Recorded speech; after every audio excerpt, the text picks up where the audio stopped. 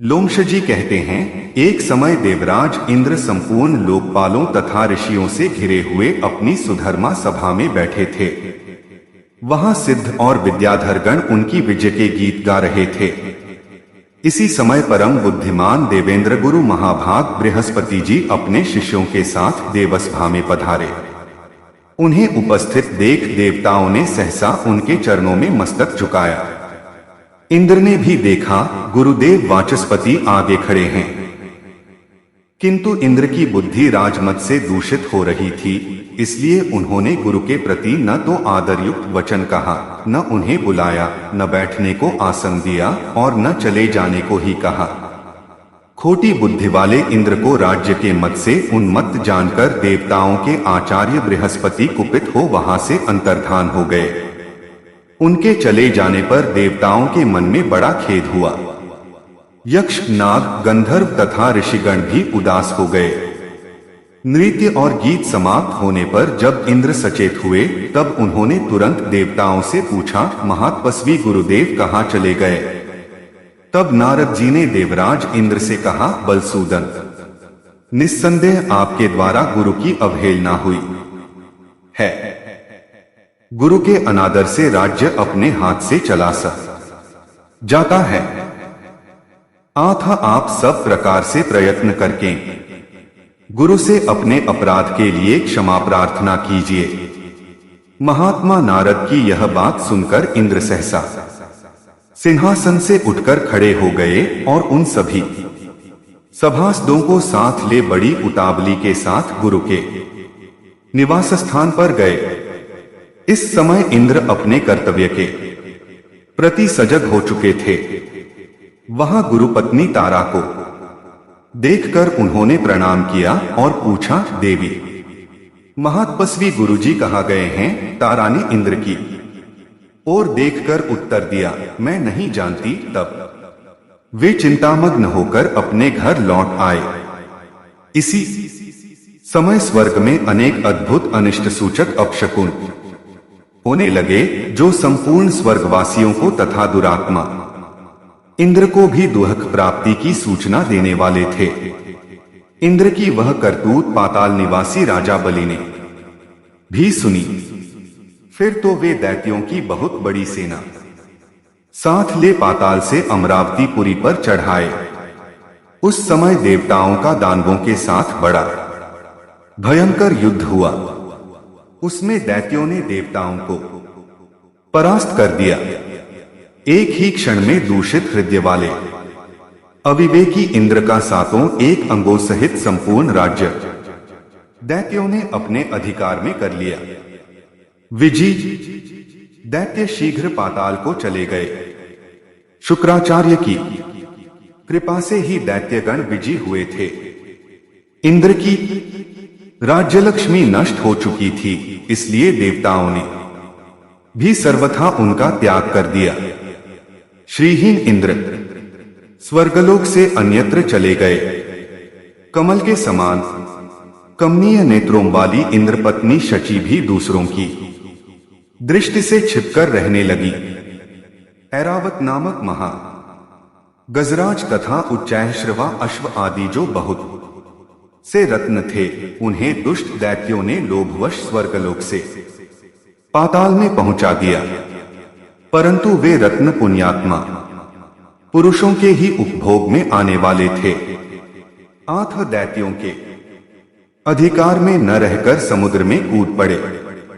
उस समय राजा बलि ने आश्चर्यचकित होकर अपने गुरु शुक्राचार्य से कहा, भगवान, हम देवताओं को जीतकर बहुत से रत्न यहाँ लाए थे, किंतु वे सभी समुद्र में जा पड़े। यह तो बड़ी अद्भुत बात है।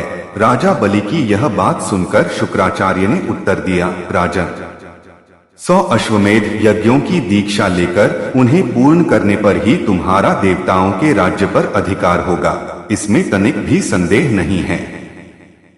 जो 100 अश्वमेध यज्ञों का अनुष्ठान कर लेता है, वही स्वर्गलोक के राज्य को भोगने का अधिकारी होता है। अश्वमेध यज्ञ किए बिना स्वर्ग की कोई भी वस्तु उपभोग में नहीं लाई जा सकती। गुरु का यह वचन सुनकर राजा बलि उस समय चुप हो रहे और दानवों के साथ उचित कार्यों में लग गए। इंद्र बड़ी शोचनीय दशा को प्राप्त हो गए थे। वे ब्रह्मा जी के पास गए और स्वर्ग के राज्य पर जो भय आदि प्राप्त हुआ था वह सब समाचार उन्हें कह सुनाया। इंद्र की बात सुनकर ब्रह्मा जी ने उनसे कहा, सब देवताओं को एकत्र करके हम सब लोग तुम्हारे साथ सर्वेश्वरेश्वर भगवान विष्णु की आराधना करने के लिए चलते हैं। ऐसा ही हो यह सलाह करके इंद्र आदि संपूर्ण लोकपाल ब्रह्मा जी को आगे रखकर क्षीर समुद्र के तट पर गए।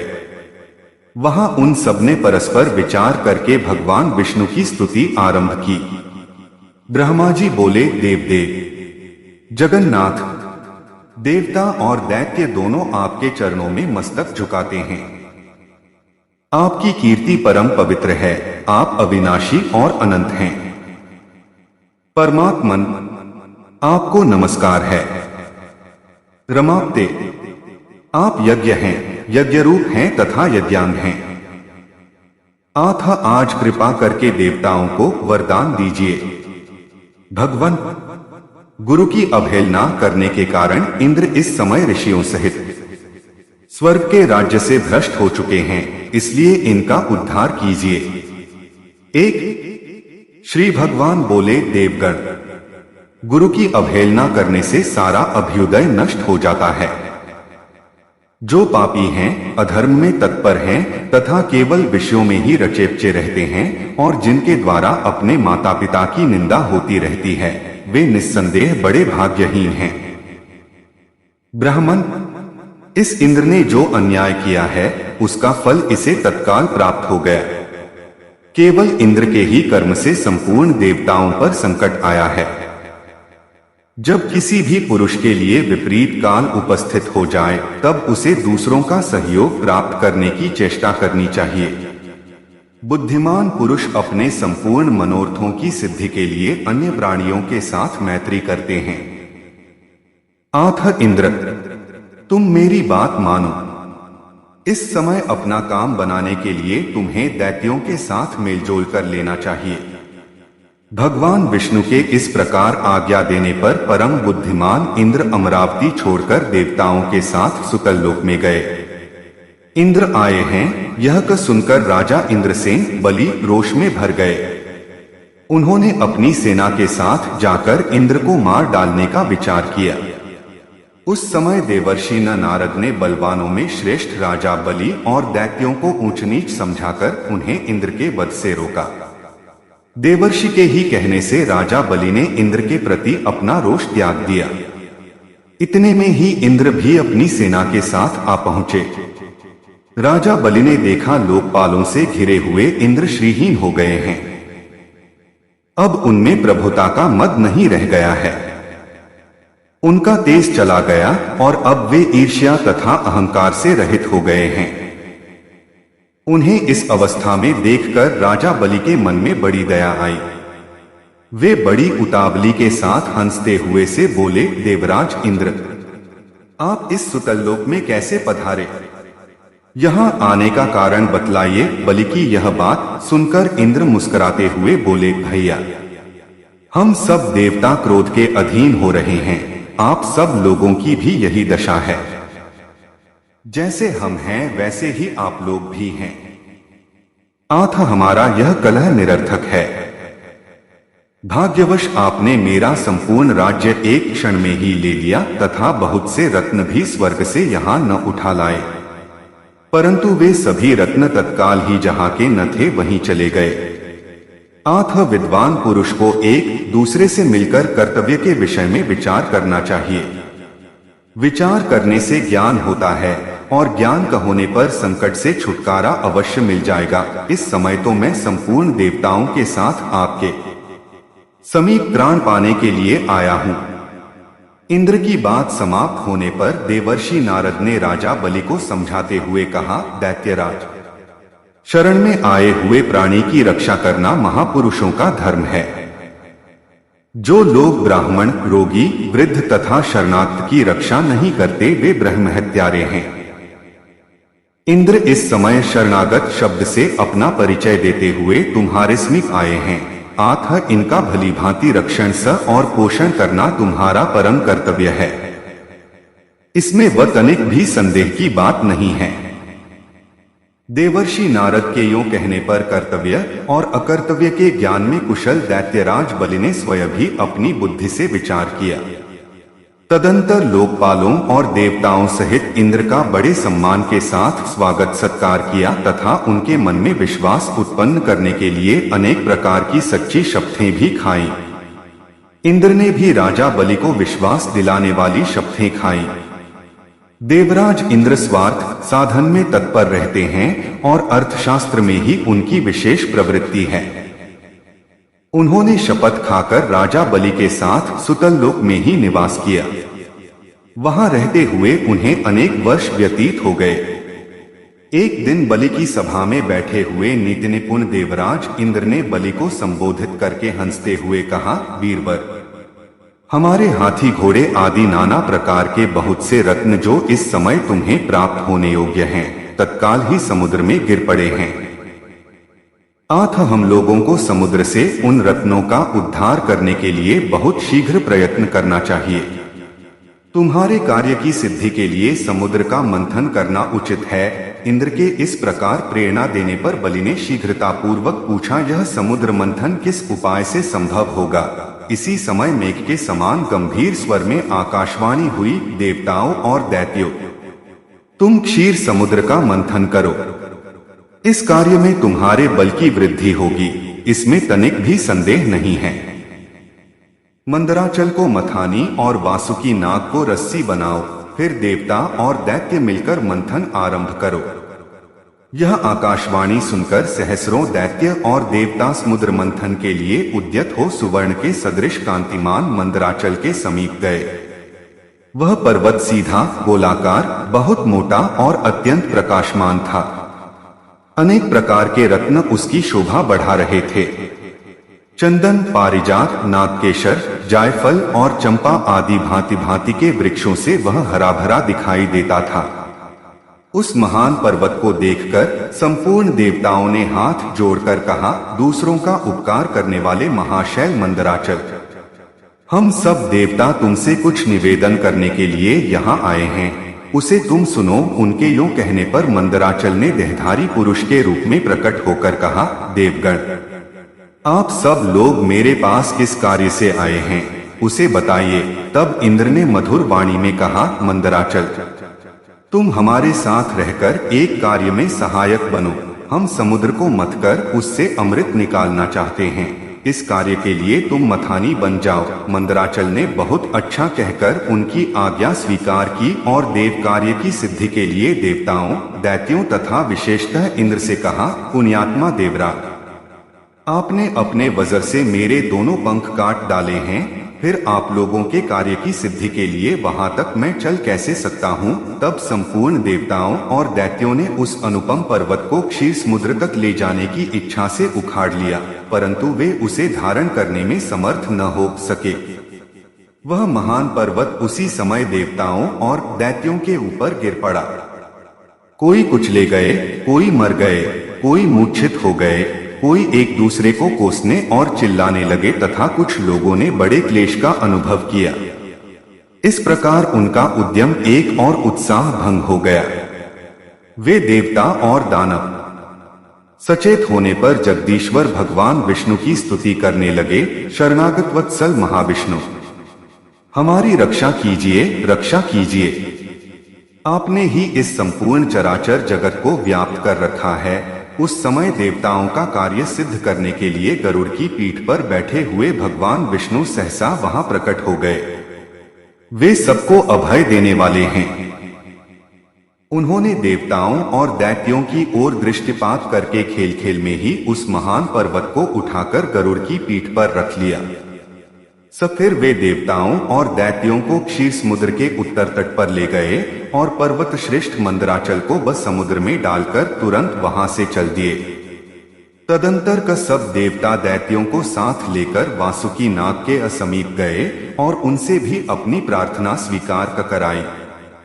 इस प्रकार मंदराचल को मथानी और प्रवासुकी नाग को रस्सी बनाकर देवताओं और सदैत्यों ने क्षीर समुद्र का मंथन आरंभ किया।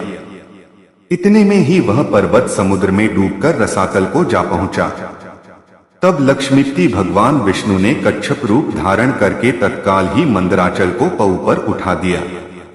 उस समय यह एक अद्भुत घटना हुई। फिर जब देवता और दैत्यों ने मथानी को लघुमाना आरंभ किया, तब वह पर्वत बिना गुरु के सज्ञान की भांति कोई सुदृढ़ आधार न होने के कारण इधर उधर डोलने लगा।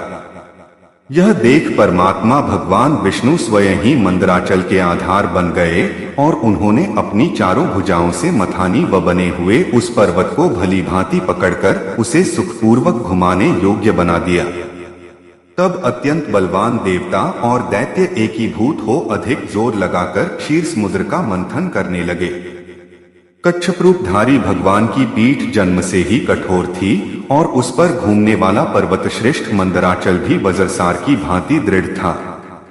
उन दोनों की गर्द से समुद्र में बड़वानल प्रकट हो गया। साथ ही हालाहल विष उत्पन्न हुआ। उस विष को सबसे पहले नारद जी ने देखा। तब अमित तेजस्वी देवर्षि ने देवताओं को पुकार कर कहा, अदिति कुमारो, अब तुम समुद्र का मंथन न करो। इस समय संपूर्ण उपद्रवों का नाश करने वाले भगवान शिव की प्रार्थना करो। वे परात्पर हैं, परमानंद स्वरूप हैं तथा योगी पुरुष भी उन्हीं का ध्यान करते हैं। देवता अपने स्वार्थ साधन में संलग्न हो समुद्र मथ रहे थे। वे अपनी ही अभिलाषा में तन्मय होने के कारण नारद जी की बात नहीं सुन सके। केवल उद्यम का भरोसा करके वे क्षीर सागर के मंथन में संलग्न थे। अधिक मंथन से जो हालाहल विष प्रकट हुआ, वह तीनों लोकों को भस्म कर देने वाला था। वह प्रौढ़ विष देवताओं का प्राण लेने के लिए उनके समीप आ पहुंचा और ऊपर नीचे तथा संपूर्ण दिशाओं में फैल गया। समस्त प्राणियों को अपना ग्रास बनाने के लिए प्रकट हुए उस कालकूट विष को देखकर वे सब देवता और दैत्य हाथ में पकड़े हुए नागराज वासुकी को मंदराचल पर्वत सहित वहीं छोड़ भाग खड़े हुए। उस समय उस लोक संहारकारी कालकूट विष को भगवान शिव ने स्वयं अपना ग्रास बना लिया। उन्होंने उस विष को निर्मल निर्दोष कर दिया। इस प्रकार भगवान शंकर की बड़ी भारी कृपा होने से देवता, असुर, मनुष्य तथा संपूर्ण त्रिलोकी की उस समय कालकूट विष से रक्षा हुई। तदंतर भगवान विष्णु के समीप मंदराचल को मथानी और वासुकी नाग को रस्सी बनाकर देवताओं ने पुनः समुद्र मंथन आरंभ किया। तब समुद्र से देव कार्य की सिद्धि के लिए अमृतमयी कलाओं से परिपूर्ण चंद्रदेव प्रकट हुए। संपूर्ण देवता, असुर और दानवों ने भगवान चंद्रमा को प्रणाम किया और गर्गाचार्य जी से अपने अपने चंद्रबल की यथार्थ रूप से जिज्ञासा की। उस समय गर्गाचार्य जी ने देवताओं से कहा, इस समय तुम सब लोगों का बल ठीक है। तुम्हारे सभी उत्तम ग्रह केंद्र स्थान में, लग्न में, चतुर्थ स्थान में, सप्तम स्थान में और दशम स्थान में हैं। चंद्रमा से गुरु का योग हुआ है। बुध, सूर्य, शुक्र, शनि और मंगल भी चंद्रमा से संयुक्त हुए हैं। इसलिए तुम्हारे कार्य की सिद्धि के निमित्त इस समय चंद्रबल बहुत उत्तम है। यह गोमंत नामक मुहूर्त है जो विजय प्रदान करने वाला है।